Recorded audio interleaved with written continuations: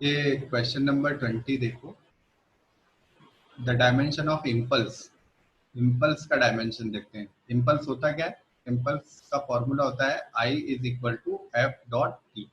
ठीक है, तो ये क्या बनेगा हमारा M L square, M L T minus two, और टाइम का टी, तो डायमेंशन बनेगी M L T minus one. पहले तो हमें इम्पल्स की डायमेंशन पता करनी थी, तो वो हमने निकाल ली। इसके बाद है प्रेशर। तो प्रेशर की डायमेंशन हो सकती है क्या इसके इक्वल?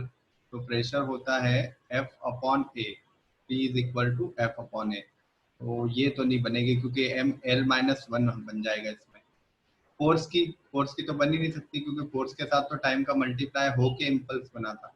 लीनियर मोमेंटम की देख लेते हैं। लीनियर मोमेंटम क्या होता है? देखो, मोमेंटम होता है मास इनटू वेलोसिटी।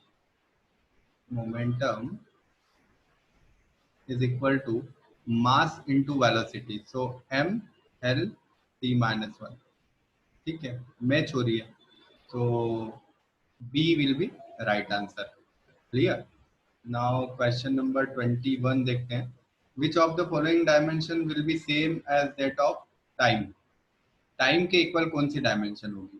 ठीक है, तो अगर किसी ने एलसी सर्किट अगर पढ़ा है, एलसी सर्किट को अगर आपने ध्यान से पढ़ा है तो आप इसका आंसर डायरेक्ट भी दे सकते हो। बट अगर एलसी सर्किट नहीं भी पढ़ा है तो चलिए हम इसको बनाने की कोशिश करते हैं। R by L. आर क्या होता है? आर होता है वोल्टेज अपॉन करंट। ठीक है, एल क्या होता है? तो एल के लिए आपको फॉर्मूला याद होगा, E is equal to minus L D I upon D T. तो यहां से एल क्या बनेगा? एल बनेगा E into D T upon D I, ये बनेगा। ठीक है ना? तो आर बाय एल बना लेते हैं। R by L is equal to V upon I into क्या बनेगा? E D T upon D I. ठीक है ना? तो V से ये EMF है, वोल्टेज टू वोल्टेज करंट हुआ, करंट से करंट भी कट हो गया, वोल्टेज से वोल्टेज और करंट से करंट, ये दोनों कट हो गए। अब बन रहा है one by D T, one by D T बन रहा है। सो ये आर बाय एल जो है वो तो वन बाय टाइम का स्क्वायर है, तो कोई बात नहीं, एल बाय आर मिल रहा है हमको। मतलब ये आर आर बाय एल जो है ये वन बाय टाइम है, मतलब टाइम का इनवर्स बन रहा है। और हमसे क्या पूछा है कि टाइम का क्या है, तो एल बाय आर हो जाएगा। ठीक है ना? करेक्ट है, इसमें कोई डाउट? चलो नेक्स्ट क्वेश्चन देख लेते हैं। ये क्वेश्चन देखिए, question number 21। The time dependence of physical quantity p is given by p equal to p not e to the power minus A T square. ये एक्सपोनेंट मतलब e टू द पावर है। So p is equal to p not e to the power minus A T square. ठीक है, अब आप एक बात अच्छे से ध्यान रख लीजिए, ई की जो पावर होती है उसे हमें क्या बनाना होता है? डायमेंशन लेस बनाना होता है। अब अगर आपको डायमेंशन लेस बनाना है और यहाँ पर डायमेंशन टी स्क्वायर है, तो ए की डायमेंशन क्या होनी चाहिए? ए की डायमेंशन होनी चाहिए टी माइनस टू, तभी तो वो टी स्क्वायर से कट करेगी। अगर टी माइनस टू और टी स्क्वायर ये दोनों मिलाओगे आप तो ये कट हो जाएंगे, और यहाँ पर ई की पावर हमको क्या मिल जाएगी? डायमेंशन लेस मिल जाएगी। ठीक है ना? तो इस तरह से हम ए की पावर निकाल सकते हैं और ए की डायमेंशन हम फाइंड कर सकते हैं। और ये देखो ए की डायमेंशन हमें कौन सी मिल रही है? Option B as dimension T to the power minus two. Clear? Next question देखते हैं। नेक्स्ट क्वेश्चन देखिए, question 22। The dimensional formula of permeability of free space. ठीक है, फ्री स्पेस की परमिएबिलिटी हमको फाइंड करनी है। म्यू नॉट इसे हम कहते हैं, यहाँ पर क्वेश्चन में एम नॉट दी है। ठीक है, हम लोग म्यू नॉट से आपको याद आ जाएगा एक फॉर्मूला, आपको याद है एम्पियर सर्किटल लॉ। क्या है Ampere circuital law? B dot D L is equal to mu naught into I. So अगर आपको बी की डायमेंशन पता है, डीएल, डीएल तो क्या है? लेंथ है, तो लेंथ की डायमेंशन अगर आपको पता है, आई, आई क्या है? करंट, करंट की डायमेंशन आपको पता है, तो आप म्यू नॉट की डायमेंशन फाइंड कर सकते हो। इन केस अगर आपको बी की डायमेंशन नहीं पता है तो ये फॉर्मूला यूज कर लीजिए, F is equal to Q V B. F मतलब फोर्स, क्यू मतलब चार्ज, और वी मतलब वेलोसिटी। तो यहाँ से भी आप फाइंड कर सकते हो, ठीक है ना। इससे भी अगर आप फाइंड करोगे तो बी की डायमेंशन आ जाएगी, और बी की डायमेंशन को आप यहाँ पे पुट कर दो और म्यू नॉट निकाल लो, ठीक है। इसका आंसर आपको निकालना है, आप मुझे आंसर करिए 22, क्वेश्चन नंबर 22 का आंसर मुझे कमेंट करिए क्या ऑप्शन आ रहा है आपका, ठीक है। The frequency of vibration F of a mass m suspended from spring constant k, and relation is f equal to a m to the power x and k to the power y। Frequency दी है a m to the power x and k to the power y, ठीक है। m तो मास है और f जो है वो फ्रीक्वेंसी है, एंड a के बारे में क्या दिया है, a डायमेंशन लेस कांस्टेंट है, तो इसको तो यहीं खत्म करो, इसका हमें कोई काम नहीं है, ठीक है। अब आपके पास एक तो मेथड है जिसमें कि आप क्या कर सकते हो, दोनों LHS और RHS के डायमेंशंस को बैलेंस करके और x और y की वैल्यू निकाल सकते हो, ठीक है। और एक तरीका है जिसमें आप अगर याद करें तो ये फॉर्मूला हमको SHM में मिला था, कौन सा, T is equal to 2 pi under root m by k। तो अगर इससे फ्रीक्वेंसी बनाओगे तो फ्रीक्वेंसी क्या होती है, फ्रीक्वेंसी होती है 1 बाय टाइम पीरियड, ठीक है। तो क्या बन जाएगा, 1/2 pi under root k by m, under root K by. तो यहां से तो सीधा सीधा सॉल्व हो गया, के की वैल्यू हो जाएगी +1/2 और m की वैल्यू हो जाएगी, मतलब y +1/2 हो जाएगा और x जो है वो -1/2 हो जाएगी, ठीक है। और दूसरी मेथड जो फर्स्ट वाली मैंने डिस्कस की थी, उस मेथड में आप क्या करोगे, t-1 is equal to m to the power x, मतलब मास की पावर x बना दोगे, और k जो होता है वो होता है स्प्रिंग कांस्टेंट। तो स्प्रिंग कांस्टेंट होता है फोर्स अपॉन डिस्प्लेसमेंट, तो F बाय x की पावर, अब डिस्प्लेसमेंट को आप L ले लीजिए यहाँ पे टू द पावर y, और इस तरह से इसको सॉल्व कर सकते हो। F की डायमेंशन रखनी पड़ेगी आपको MLT-2, L की डायमेंशन L रखोगे, L से L कट होगा, MT-2 बनेगा, y का मल्टीप्लाई होगा, और फिर दोनों तरफ की डायमेंशन को हम बैलेंस कर देंगे जैसे कि हमने पहले क्वेश्चन किए हैं, ठीक है। दोनों तरह से आप सॉल्व करके देख लीजिए, ये तो सबसे सिंपल है, लेकिन ये कब हो पाएगा, ये तब हो पाएगा जब आपको फॉर्मूला सारे याद होंगे, ठीक है ना। तो इसका आंसर देख लेते हैं पहले, कौन सा है, +1/2 -1/2 +1/2 -1/2 +1/2, डी ऑप्शन, ठीक है। डी ऑप्शन इसका करेक्ट ऑप्शन है। चलो नेक्स्ट क्वेश्चन देखते हैं इसका। नेक्स्ट है 24th नंबर क्वेश्चन क्या है, according to Newton the viscous force acting between the layers of area A and velocity gradient delta v upon delta z। यहाँ z जो है ये लेंथ बताएगा, डायमेंशनली ये क्या बताएगा, लेंथ बताएगा, है ना। ये ग्रेडियंट है, ग्रेडियंट जहां भी होता है वहां पर फिजिकल क्वांटिटी के अपॉन में लेंथ लगा दी जाती है, ठीक है ना। जैसे प्रेशर ग्रेडियंट हो, वेलोसिटी ग्रेडियंट हो, जो भी कोई ग्रेडियंट आपको मिले तो उसको क्या करते हैं हम, डिवाइडेड बाय लेंथ कर देते हैं उस फिजिकल क्वांटिटी को। तो is given by f equal to minus eta a delta v upon delta z, where h is constant, ये h नहीं ये ईटा होना चाहिए, ये जो है ये ईटा है, is constant called coefficient of viscosity, dimensional of eta, dimensional formula for eta। So f equal to minus eta a delta v upon delta z, ठीक है। f क्या है, फोर्स है, a क्या है, एरिया, v वेलोसिटी, z क्या है, length. तो मैं सजेस्ट करूंगा कि आप इस वीडियो को पॉज करो पहले और खुद आंसर फाइंड करो, उसके बाद में मेरा आंसर देखिए, ठीक है। आंसर चेक करिए, पहले आप खुद बनाइए और फिर आंसर चेक कर लीजिए। एफ के लिए डायमेंशन हो जाएगी M L T minus two, minus का हमें कोई सेंस नहीं है यहाँ पे, इसलिए इस माइनस को उड़ा देते हैं। ईटा फाइंड करना है, ए लेंथ का स्क्वायर,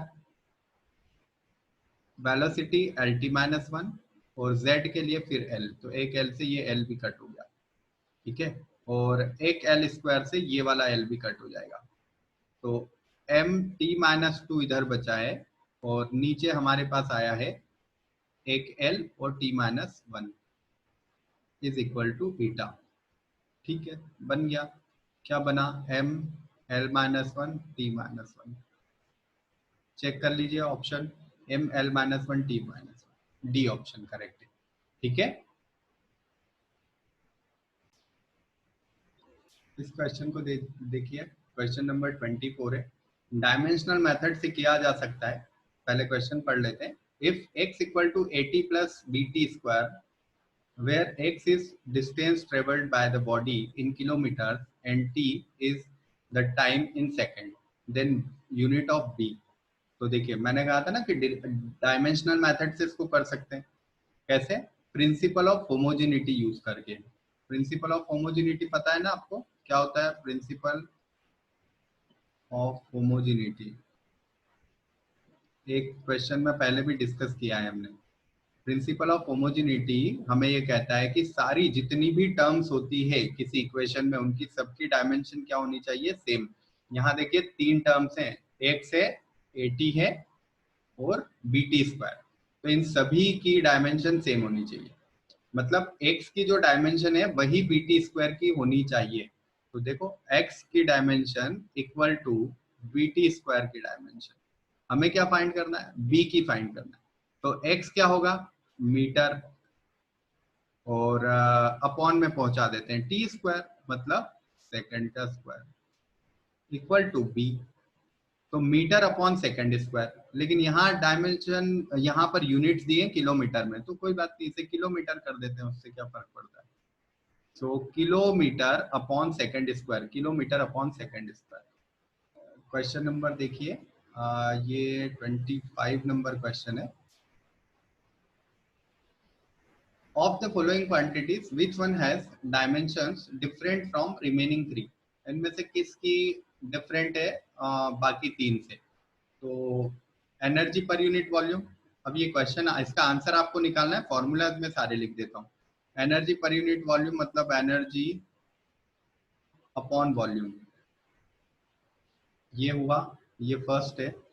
सेकंड दिया है फोर्स पर यूनिट एरिया, तो फोर्स अपॉन एरिया, इनकी सबकी डायमेंशन आपको पता ही है। थर्ड है product of voltage into charge per unit volume, तो वोल्टेज इनटू चार्ज क्या होता है, Q अपॉन वॉल्यूम, ये वॉल्यूम है, एक V जो है वॉल्यूम है, मतलब वॉल्यूम मैंने सीधा ही लिख दिया है, और ये V जो है ये वोल्टेज है। एंड D1 इज, D मतलब फोर्थ नंबर जो है वो हमें दिया है angular momentum, that is mass into velocity into distance.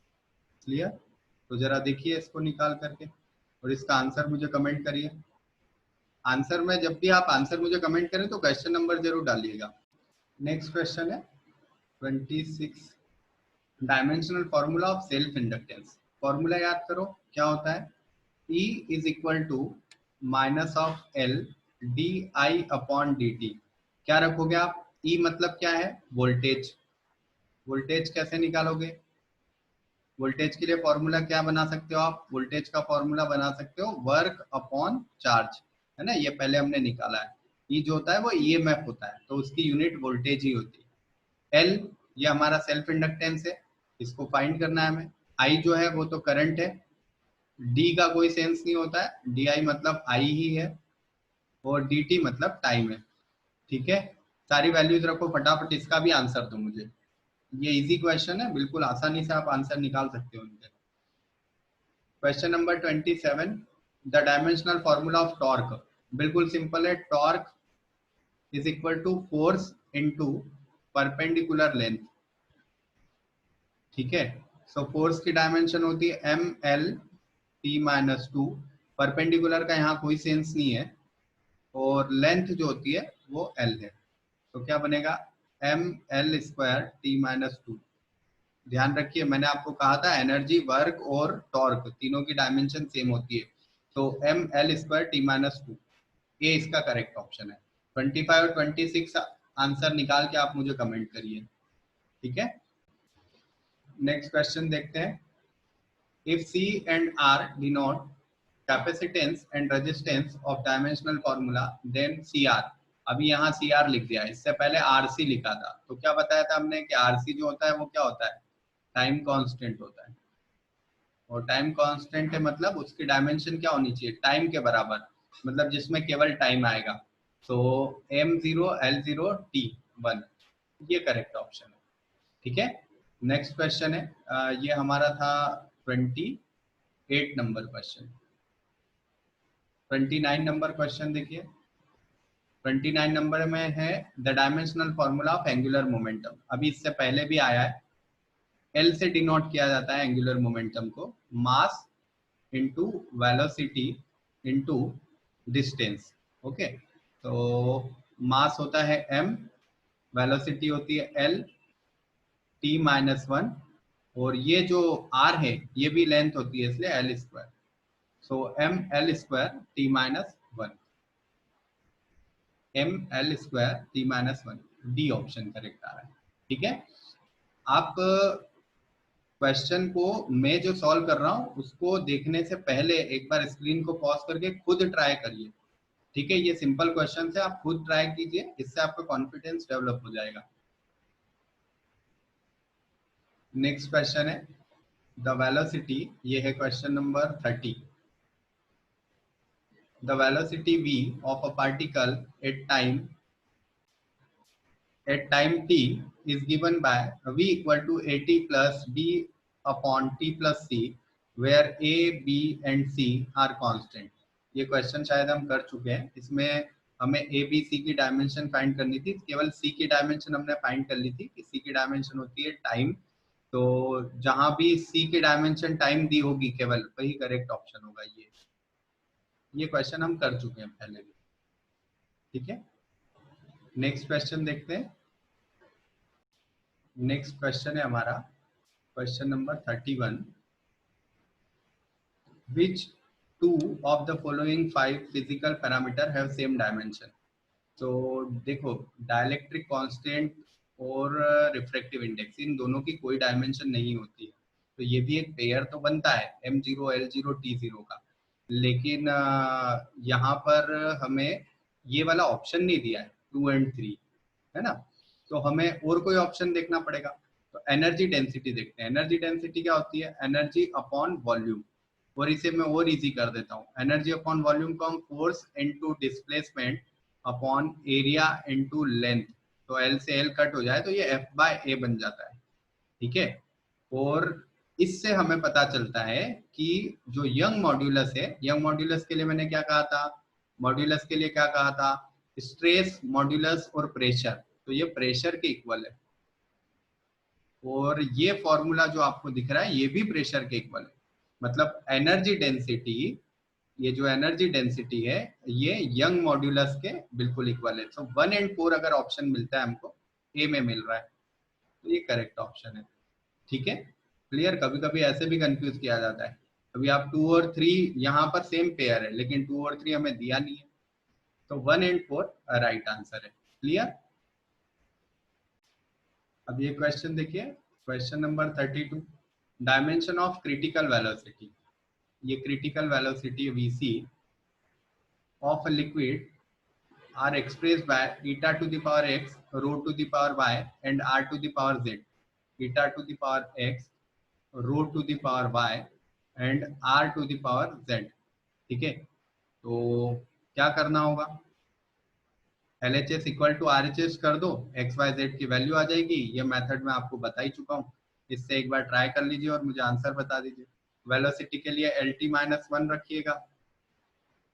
ईटा की डायमेंशन आपको फाइंड करनी पड़ेगी। कैसे फाइंड करोगे, F equal to 6 pi eta R into V से भी कर सकते हो, ठीक है। और रो, रो होती है डेंसिटी, तो rho is equal to mass upon volume, ये मास अपॉन वॉल्यूम होता है, और आर जो है वो तो रेडियस है, मतलब लेंथ से बन जाएगी। तो जल्दी से इसका आंसर निकाल करके भी मुझे कमेंट कर दीजिए और उसके सामने लिखिएगा क्वेश्चन नंबर 32 का। किसी को कोई भी प्रॉब्लम आ रही है तो मुझे कमेंट में लिख दीजिए, अगर कोई क्वेश्चन नहीं बन पाया है तो भी मुझे कमेंट में लिखिए, उसको हम सॉल्व कर लेंगे। ठीक है, ये जितने भी क्वेश्चन अभी तक हमने किए थे ये डायमेंशन से बेस्ड क्वेश्चन से थे, डायमेंशनल फार्मूला पे बेस्ड। और ये सारे क्वेश्चंस किसी ना किसी एग्जाम में आए हैं। ज्यादातर क्वेश्चन इसमें से मेडिकल एंट्रेंस एग्जाम में आए हुए क्वेश्चन हैं। ठीक है, तो जो लोग, जो भी बच्चे मेडिकल एग्जाम के लिए प्रिपरेशन कर रहे हैं उनके लिए बहुत इंपॉर्टेंट है, और यही लेवल होता है, ये जो लेवल है इसी लेवल के क्वेश्चंस मेडिकल एंट्रेंस एग्जाम में मिलते हैं हमको। ठीक है, जो आजकल अभी जो एग्जाम हो रही है वो तो नीट है, तो नीट के अलावा भी अगर कोई अदर एग्जाम आप मेडिकल के एंट्रेंस दे रहे हो तो उसके लिए भी ये बहुत इंपॉर्टेंट है। ठीक है, तो सारे क्वेश्चंस आप एक बार ट्राई कर लीजिए, और जो क्वेश्चन नहीं बनता है मुझे कमेंट करिए।